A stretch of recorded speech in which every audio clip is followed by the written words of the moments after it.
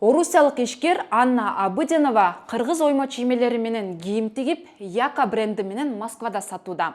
Абыдинова кыргыздын маданий мурасын жеке бренд катары сатып жатканы кыргызстандыктарды нааразы кылууда. Көпчүлүк бул дүкөндү маданий апроприацияга айыптап жатат. Эмнеге? Ушул жерден маданий апроприация деген эмне экенин түшүндүрө кетейин. Бул термин 20-кылымда пайда болгон. Окумуштуулар, антропологдор колониализмди сындаганда колдоно баштаган. Илимий чөйрөдө баскынчылардын көбү колонияда жашаган элдин маданиятын өзүнө таандык кылып көрсөтүп, же улуттук баалуулуктарын жокко чыгарып турган деген түшүнүк пайда болгон. Ал эми 21-кылымда маданий апроприация көбүнчө мода дүйнөсүндө жана чоң компаниялардын жарнамаларында көп кездешет. Ал эми башка бир улуттун маданий баалуулуктарын пайдаланып акча табуу кескин сынга алынууда. Тактап айтканда, башка элдин улуттук элементтеринин түпкү маңызын түшүнбөй эле, сыйлап, урматтабастан аны пайдалануу уурлукка тете болуп калды. Сизге түшүнүктүү болушу үчүн ушул жерден бир мисал айтайын. Мисалы, 2019-жылы белгилүү актер Джонни Депп франциялык Dior мода үйүнүн Sauvage парфюму үчүн жарнамага тартылган. Рекламалык роликте Джонни Депп Түндүк Америкадагы Юта штатындагы аскада, башкача айтканда, индейлердин тарыхый жеринде гитара ойнойт. Ал эми индейлердин улуттук кийимин кийген киши бийлеп жатканын көрүүгө болот.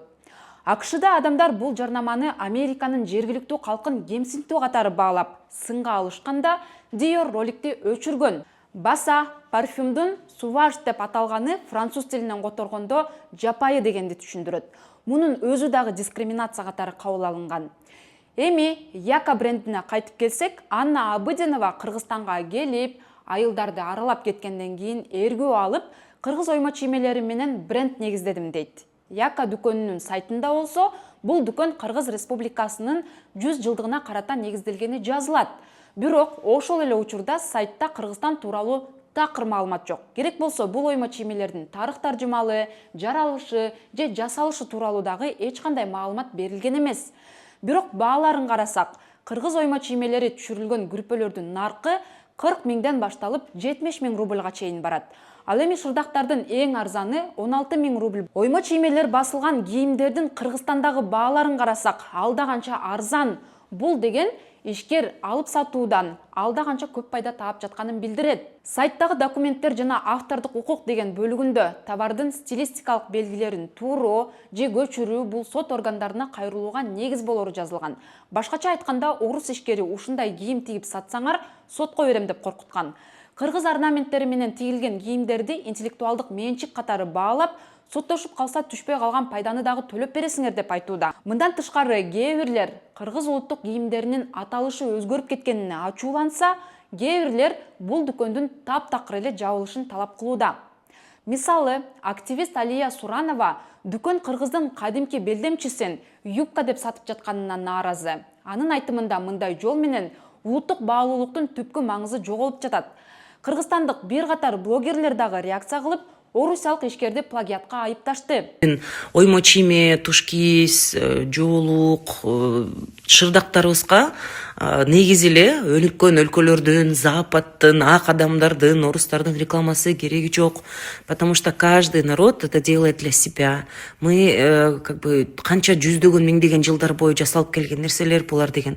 Ар бир оймонун ичинде биздин тарыхыбыз, биздин ар бир көчмөн калк катары басып өткөн жолубуз, биздин өксүгүбүз, биздин арманыбыз, биздин кайгы муңубуз, биздин кубанычыбыз, биздин жеңиштерибиз, биздин утулган мындай жаман нерселерибиз, тагдырыбыз ар бир оймо чиймеде чийилип чыкканда.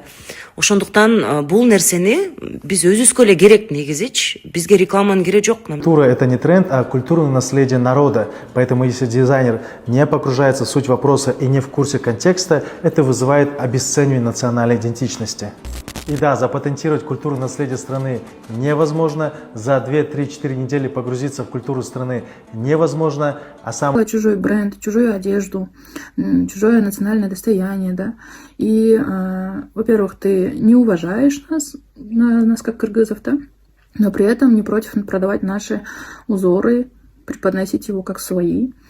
Они понимают то, что у нас дешевый трудовой ресурс, то есть можно им платить там копейки, а потом продавать в 5 раз дороже. В эти моменты очень важно понимать то, что репрезентация нашей страны, нашей культуры, нашей истории, наших узоров, орнаментов очень важна. Сын пикирлерге Абыдинова пост жазып жооп берди. Анда Яка брендиндеги кийимдерде Кыргызстандан чыгарылган деп жазылганын айтып, кыргыздын салт санаасын чет жакта популярдуу кылып жатам деген ал. Бирок көп өтпөй эле ал бул жазган посттун өчүрүп, өзүнүн жеке аккаунтун убактылуу жапты. Себеби анда нааразычылыктар тынбай айтылган. Сизге биздин улуттук баалуулугубуз болгон бул брендти жаап, өз жолуңуз менен кетүүнү сунуштайм. Сиз менчиктештирген жокмун дейсиз, бирок кыргыз орнаменттеринин көчүрмөсүн патенттеп алыптырсыз. Бул оюм чийимдер кылымдар бою келе жатат. Андыктан бул орнаменттер сиздики да, сиздин брендтики дагы эмес.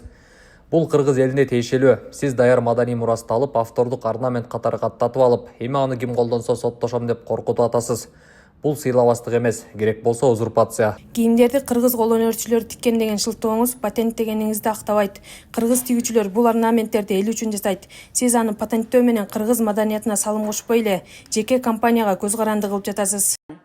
Ал эми Медиахаб дүкөндүн ээси Анна Абыдиновага байланышканда, ал дүкөнүндө сатылып жаткан жоолуктардын дизайнын кыргызстандык дизайнер Динара Чокотаева иштеп чыкканын, ал андан расмий сатып алганын билдирди.